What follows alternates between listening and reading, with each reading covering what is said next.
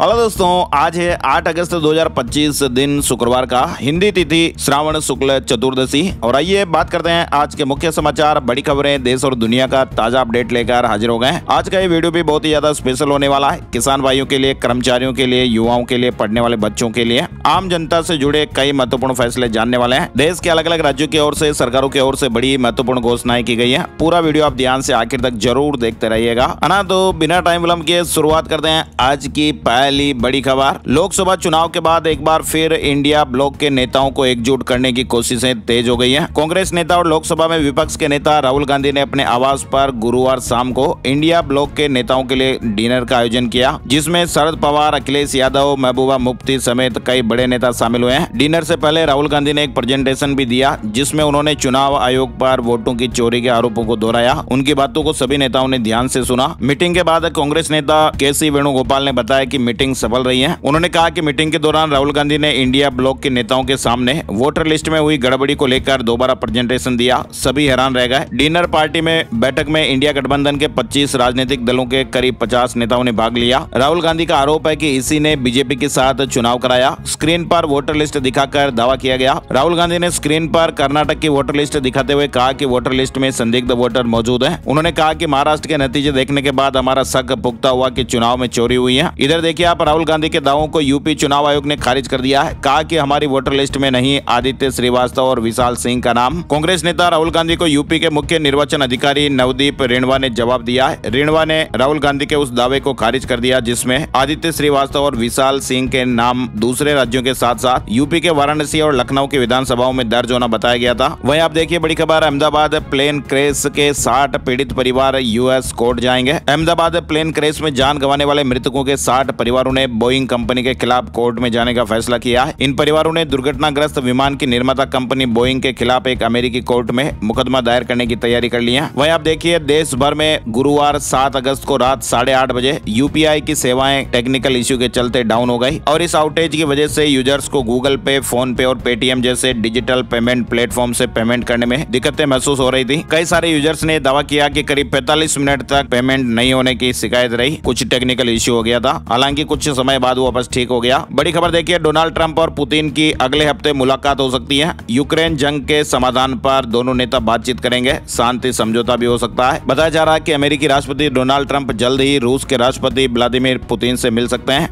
और इस बैठक का मुख्य मकसद युद्ध खत्म कराना, यूक्रेन युद्ध को खत्म करने के लिए समझौता करना। चलिए बड़ी खबर, डोनाल्ड ट्रंप की टैरिफ धमकियों के बीच एकजुट हो रहा ब्रिक्स। ब्राजील के राष्ट्रपति लूला ने पीएम मोदी को फोन किया। अमेरिका के राष्ट्रपति डोनाल्ड ट्रंप द्वारा भारत और ब्राजील पर एक तरफा 50% टैरिफ लगाए जाने के बाद बुधवार शाम प्रधानमंत्री नरेंद्र मोदी को ब्राजील के राष्ट्रपति लुइस इनासियो लूला दा सिल्वा का फोन आया। दोनों नेताओं के बीच कई मुद्दों पर बातचीत हुई है। अमेरिका में 100 साल में सबसे ज्यादा टैरिफ, यानी अमेरिका के राष्ट्रपति डोनाल्ड ट्रंप ने अपने दूसरे कार्यकाल में पहली बार विदेशी सामानों पर यह टैरिफ लगाने का ऐलान किया और इसका सीधा असर अमेरिका के शेयर मार्केट पर भी पड़ा है। कई बड़ी बड़ी कंपनियों के शेयर धराशायी हो गए और हालात बिगड़ते देख के डोनाल्ड ट्रंप ने कुछ दिनों के लिए हालांकि ये फैसला टालने का निर्णय भी लिया था, लेकिन अब एक बार फिर से 9 अगस्त से ही दुनिया भर के देशों पर टैरिफ लगाने का ऐलान हो गया है। अमेरिकी एक्सपर्ट ये कह रहे हैं कि इससे अमेरिका की मार्केट को बहुत बड़ा नुकसान भी हो सकता है और दुनिया भर में मंदी आने का खतरा भी है। भारत पर डोनाल्ड ट्रंप का 50% टैरिफ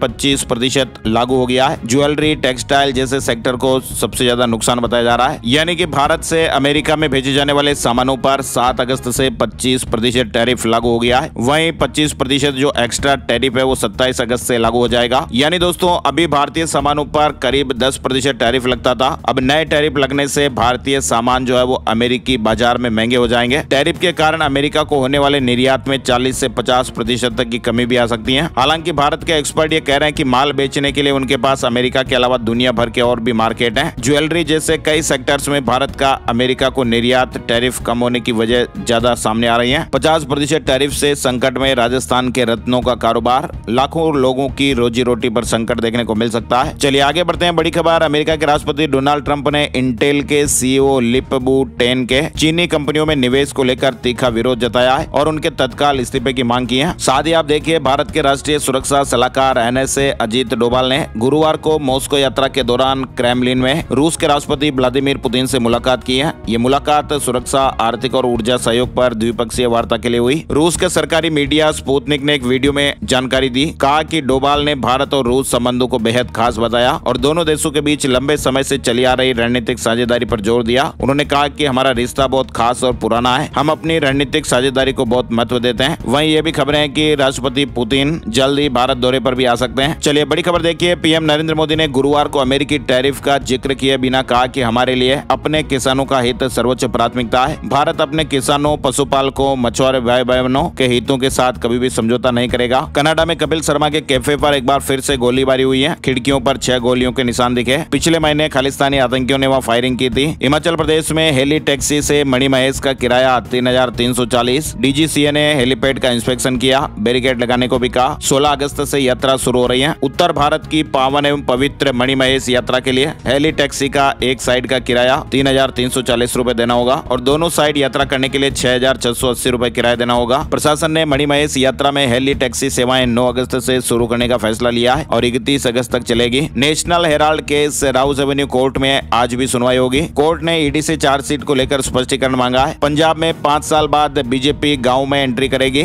लैंड पुलिंग पॉलिसी के विरोध में यात्रा निकलने वाली है। राजस्थान में भूकंप के झटके लगे, प्रतापगढ़ में धरती हिली। राजस्थान के प्रतापगढ़ में गुरुवार को भूकंप के झटके महसूस किए गए और दहशत में आए लोग घरों, कार्यालयों और दुकानों से बाहर निकल आए। झटकों के बाद कुछ देर के लिए अफरा तफरी जैसा माहौल बन गया। भूकंप के झटके सीसीटीवी कैमरों में भी कैद हो गए। मौसम केंद्र के मुताबिक भूकंप की तीव्रता रिक्टर स्केल पर 3.9 की रही और केंद्र जो है भूकंप का 10 किलोमीटर जमीन के अंदर था। वहीं मंदसौर और आसपास के क्षेत्रों में भी भूकंप के झटके लगने की खबरें हैं। गुरुवार को भूकंप आया था। इंदौर से जुड़ी खबर में देखिए, हाई कोर्ट की डिवीजन बेंच ने पेट्रोल के लिए हेलमेट लगाने की अनिवार्यता के आदेश के खिलाफ दायर याचिका पर अंतरिम आदेश जारी कर दिए हैं। कोर्ट ने कहा कि सुप्रीम कोर्ट द्वारा गठित सड़क सुरक्षा समिति के निर्देशों पर ही बिना हेलमेट पेट्रोल नहीं देने के आदेश जारी किए गए और इस स्तर पर अंतरिम राहत का कोई मामला नहीं बनता है। वहीं आप देखिए, पनीर जिसे हम बड़ी चाव से खाते हैं, छत्तीसगढ़ के रायपुर में एक नकली पनीर फैक्ट्री बनाने का एक बड़ा खुलासा हुआ है। नकली पनीर दूध पाउडर, पाम ऑयल और फैट से तैयार किया जा रहा है और बड़ी गंदगी के बीच में बनाया जा रहा। भारी मात्रा में नकली पैकिंग के मटेरियल भी जब्त किए गए और ये कोई आम घरों में नहीं बन रही। यहाँ पर फैक्ट्री थी, उस फैक्ट्री में ये नकली पनीर बन रहा था। गाजा में कुछ बड़ा करने जा रहा। इजराइल नेतन्याहू ने कैबिनेट की बैठक बुलाई है। हमास की टेंशन बढ़ी हुई है। इजराइल के प्रधानमंत्री बेंजामिन नेतन्याहू गाजा युद्ध को लेकर बढ़ते विवाद के बीच वरिष्ठ मंत्रियों के साथ एक महत्वपूर्ण बैठक करेंगे और इस बैठक में गाजा में सेना द्वारा और क्षेत्र नियंत्रित करने की योजनाओं पर चर्चा होगी। हिमाचल प्रदेश और उत्तराखंड में हो रही बारिश और यमुनानगर स्थित हथिनी कुंड बैराज से ज्यादा पानी छोड़ने के कारण यमुना का जल स्तर चेतावनी स्तर को पार कर गया है। बद्रीनाथ हाईवे पर भूस्खलन की घटना हुई। 30 मीटर हिस्सा ध्वस्त हो गया। 2000 यात्रियों को पड़ाव पर रोका गया। बिहार से बड़ी खबर आप देखिए, बिहार के सीतामढ़ी स्थित पुनौरा धाम में माता सीता मंदिर परिसर का शिलान्यास आज 8 अगस्त को केंद्रीय गृह मंत्री अमित शाह करेंगे। 67 एकड़ में बनने वाले इस भव्य मंदिर का निर्माण 882 करोड़ रुपए की लागत से मात्र 11 महीने में पूरा किया जाएगा। भूमि पूजन में सीएम नीतीश कुमार भी मौजूद रहेंगे। यानी अयोध्या में श्री राम मंदिर निर्माण के बाद अब बिहार के सीतामढ़ी में माता सीता के भव्य मंदिर परिसर का निर्माण कार्य भी शुरू होने जा रहा है। 8 अगस्त को केंद्रीय गृह मंत्री अमित शाह इस ऐतिहासिक परियोजना की आधारशिला रखेंगे। बड़ी खबर में देखिए, बैंकॉक से मुंबई आए यात्री के बैग में 14 करोड़ के ड्रग्स मिले। एनडीपीएस एक्ट के तहत आरोपी को गिरफ्तार किया गया है। बैंकॉक से मुंबई हवाई अड्डे पर पहुंचे एक यात्री के ट्रॉली बैग से 14.5 करोड़ रुपए मूल्य का 14 किलोग्राम से अधिक हाइड्रोपोनिक वीड बरामद हुआ है। कस्टम अधिकारियों ने इसे जब्त कर कार्रवाई की। बड़ी खबर आप देखिए, ओपन एआई ने चैट जीपीटी 5 लॉन्च कर दिया है। कंपनी ने कहा कि इसके अंदर जो इंटेलिजेंस है वो पीएचडी लेवल का मिलेगा। पीएचडी लेवल का ये चैट जीपीटी 5 एक्सपर्ट रहेगा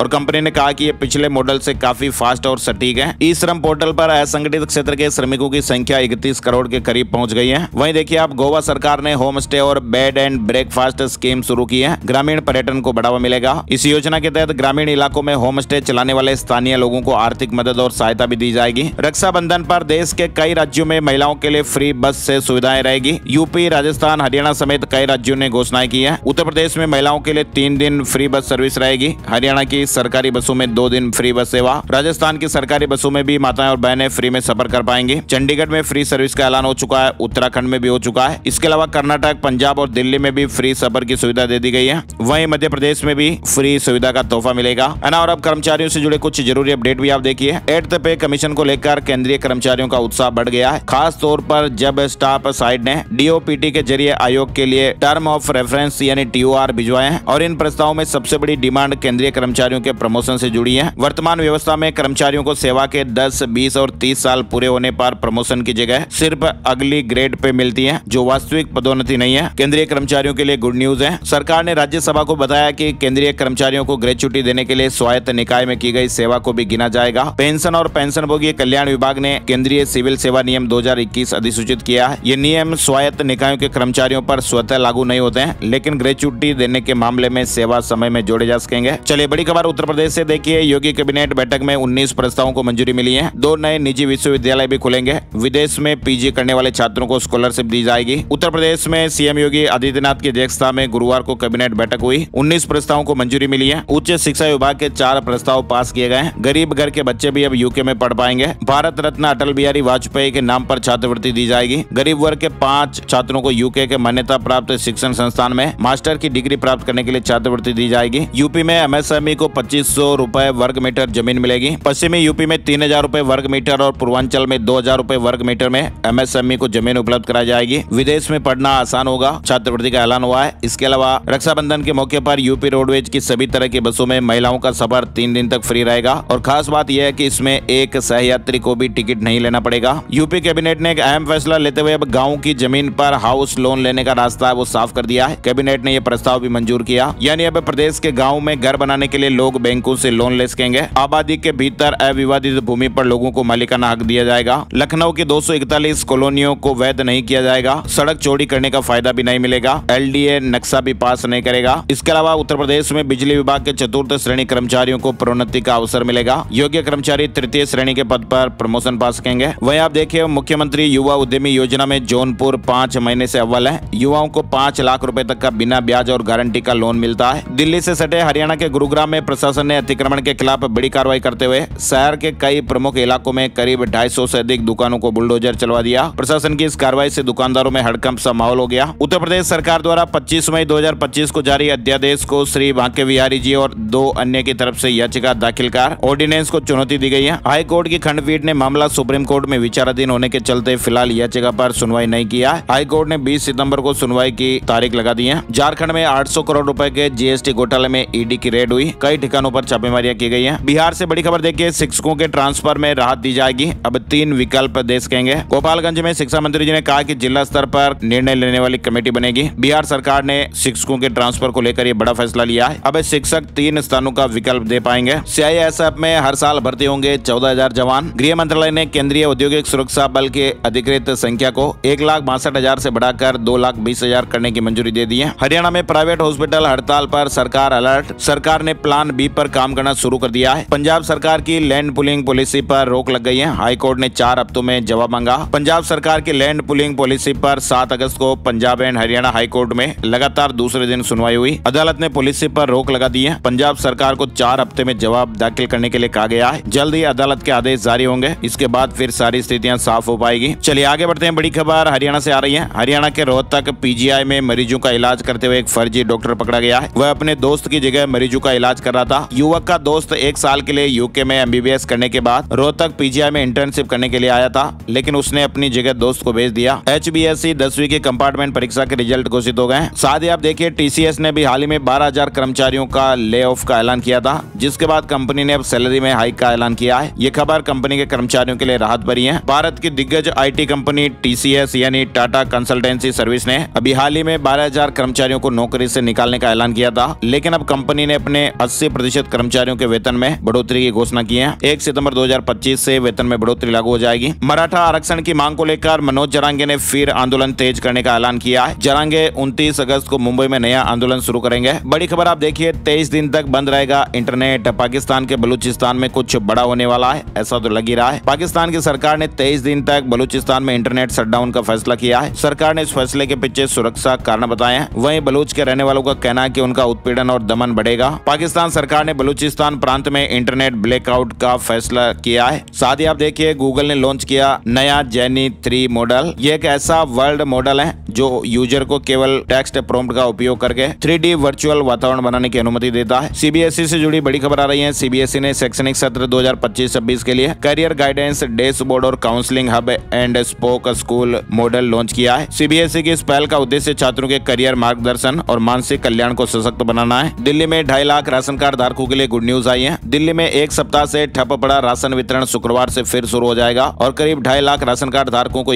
29 अगस्त तक इस महीने का राशन मिल सकेगा। दिल्ली में भूमि पंजीकरण भी आसान हो गया है। एनओसी की अनिवार्यता खत्म हो गई है। दिल्ली सरकार ने भूमि पंजीकरण प्रक्रिया को सरल बनाने के लिए बड़ा फैसला लिया। अब ज्यादातर मामलों में भूमि पंजीकरण के लिए अनापत्ति प्रमाण पत्र यानी एनओसी और भूमि स्थिति रिपोर्ट एलएसआर की जरूरत नहीं होगी। इसके अलावा आप देखिए, मुख्यमंत्री रेखा गुप्ता ने दिल्ली में खेल और युवा मामलों के लिए अलग अलग विभाग बनाने की घोषणा की है। पूरी दिल्ली में कोचिंग सेंटर खुलेंगे जिससे खिलाड़ियों को बेहतर प्रशिक्षण मिलेगा। नई खेल नीति के तहत ओलंपिक स्वर्ण पदक विजेता को 7 करोड़ रुपए दिए जाएंगे। खिलाड़ियों को सरकारी नौकरियों में भी अवसर मिलेगा। स्टेडियमों का पुनर्निर्माण भी किया जाएगा। चलिए, बड़ी खबर जॉब से जुड़ी हुई है। न्यू इंडिया इंश्योरेंस कंपनी ने प्रशासनिक अधिकारी के 500 से ज्यादा पदों पर भर्ती के लिए आवेदन प्रक्रिया शुरू कर दी है। कोऑपरेटिव बैंक में 2513 पदों पर भर्ती निकली है। इसके अलावा बैंक ऑफ बड़ौदा में भी भर्ती का मौका चल रहा है। भारतीय स्टेट बैंक में भी जूनियर एसोसिएट की भर्ती विज्ञापन जारी हो चुका है। आगे बढ़ते हैं, बड़ी खबर शेयर मार्केट से जुड़ा अपडेट आप देखिए। सेंसेक्स 79 अंक बढ़कर 80,623 पर बंद हुआ। निफ्टी में 22 अंकों की तेजी रही और 24,596 पर बंद हुआ है। चलिए, राजस्थान से जुड़े कुछ महत्वपूर्ण अपडेट में देखिए। राजस्थान के युवाओं का लंबा इंतजार खत्म हो गया है। पशु परिचर सीधी भर्ती 2023 का फाइनल रिजल्ट जारी हो चुका है। वहीं आप देखिए, राजस्थान के 100 किसानों को विदेश भेजेगी भजनलाल सरकार। किसान भाई नीदरलैंड, ऑस्ट्रेलिया, न्यूजीलैंड और ब्राजील से हाईटेक खेती सीखेंगे। विधानसभा का मानसून सत्र 1 सितंबर से संभावित है। धर्मांतरण विरोधी बिल पास होने की संभावनाएं भी हैं। मध्य प्रदेश से जुड़ी बड़ी खबर देखिए आप। डेली कलेक्शन एजेंट के खातों में मिले 15 करोड़। महानगर नागरिक सहकारी बैंक के यहाँ हुए आयकर विभाग के सर्वे में डेली कलेक्शन एजेंट्स के खातों के जरिए हेरफेर का यह मामला सामने आया है। मध्य प्रदेश से जुड़ी खबर में आप देखिए, अब मेडिकल कॉलेजों में भी होंगे ब्रेन डेड मरीज के अंगदान। ऑर्गन वेटिंग लिस्ट में महिलाओं को प्राथमिकता। अभी तक सिर्फ एम्स भोपाल में ये सुविधा थी, लेकिन अब मध्य प्रदेश के सभी ट्रॉमा सेंटर और मेडिकल कॉलेजों में ब्रेन डेड मरीजों के अंगदान करने की व्यवस्था होगी। साथ ही देखिए, इंदौर में 100 रुपए या उससे अधिक की अचल संपत्ति की नोटरी किए जाने से जन सामान्य को होने वाली परेशानियों की रोकथाम और अवांछनीय गतिविधियों पर नियंत्रण के लिए कलेक्टर ने नया आदेश जारी किया है। आदेश के तहत इंदौर जिले में 100 रुपए या उससे अधिक की अचल संपत्ति की नोटरी किए जाने को प्रतिबंधित किया गया है। रायपुर में बनेगा 9 मंजिला टेक्निकल टावर। रायपुर के तेलीबांधा चौक के पास आधुनिक सुविधाओं से लैस 9 मंजिला टेक्निकल पावर का निर्माण किया जाएगा। सोने चांदी के भाव से जुड़ा अपडेट भी देख लेते हैं। सोना एक बार फिर ऑल टाइम हाई पर चला गया। 24 कैरेट सोने के दाम 1,09,04 रुपए प्रति 10 ग्राम पर पहुंच गए। चांदी की कीमत 1765 रुपए बढ़कर 1,15,250 रुपए प्रति किलो हो गई है। और चलते चलते एक नजर आज का राशिफल। आज 8 अगस्त शुक्रवार को मिथुन और कन्या राशि वालों के कामों में तेजी आएगी और मेहनत के अच्छे रिजल्ट मिलेंगे। कर्क और वृश्चिक राशि के लोग नौकरी और बिजनेस में नई योजनाओं पर काम करना चाहते हैं तो आज अच्छा दिन है। इन राशियों को आगे बढ़ने के मौके मिल सकते हैं। सिंह और वृषभ राशि के लोगों को नौकरी और बिजनेस में सावधान रहना होगा। इन राशियों के लोगों को कामकाज में धोखा मिल सकता है। तुला और कुंभ राशि के लोगों का खर्चा बढ़ सकता है। इन राशियों के लोगों को संभल कर रहना होगा। और इसके अलावा बाकी राशियों के लिए आज का दिन सामान्य रहने वाला है। तो ये थे दोस्तों आज के मुख्य समाचार, बड़ी खबरें, देश और दुनिया का ताजा अपडेट आप लोगों ने देखा और सुना। ऐसे ही ताजा खबरों का वीडियो हम हर रोज आपके लिए लाते रहते हैं, तो प्लीज आप वीडियो को लाइक और शेयर जरूर कीजिएगा। हर रोज आप एक बटन दबाकर वीडियो को शेयर कर दीजिए ताकि हमें बहुत ज्यादा मोटिवेशन मिलता है। तो प्लीज आप लाइक और शेयर जरूर करेंगे, ऐसा हमें विश्वास है। एक और नई जानकारी और अपडेट वीडियो में फिर मिलते हैं, तब तक के लिए जय हिंद, जय भारत, वंदे मातरम।